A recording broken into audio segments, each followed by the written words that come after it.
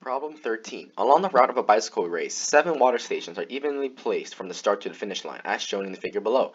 There are also 2 repair stations evenly spaced between the start and finish lines. The third water station is located 2 miles after the first repair station. How long is the race in miles? So what are the key words here? So we know that the third water station is located 2 miles after the first repair station. Before we do that, let's try to digest how to solve this question entirely. Let's say this distance right here is x.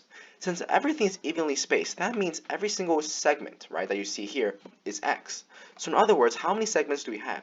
We have 1, 2, 3, 4, 5, 6, 7, 8. We have 8 total segments, and every segment has a value of x.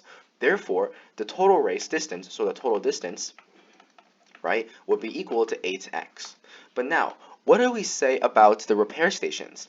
The third water station is located 2 miles after the first repair station. So the third water station is right here, and this is located 2 miles after the first repair station. So the repair station must come before water station number 3. So let's say it's right here. And we know that this gap is right here, the distance of 2. But we also suppose that this distance is x. So what is this segment right here? Well, that would be x minus 2.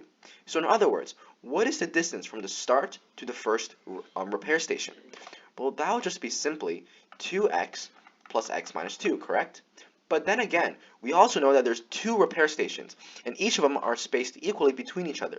So let's say the second is right here. Now, it's not drawn to scale, but the idea here is that the distance between them are the same. So that means this gap must be the same as this gap. So therefore, we must multiply this by 2.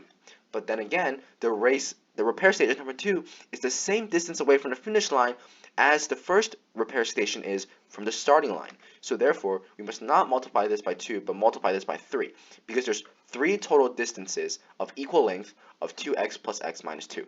But then, since this is another representation of the total distance, this expression must be equal to 8x, so we can solve for x. 8x is therefore equal to 3 times 3x minus 2, which is 9x minus 6. Therefore, x is equal to 6. If x is equal to 6 and a total distance is 8x, then this becomes 8 times 6, which is equal to 48, bringing you to answer choice D.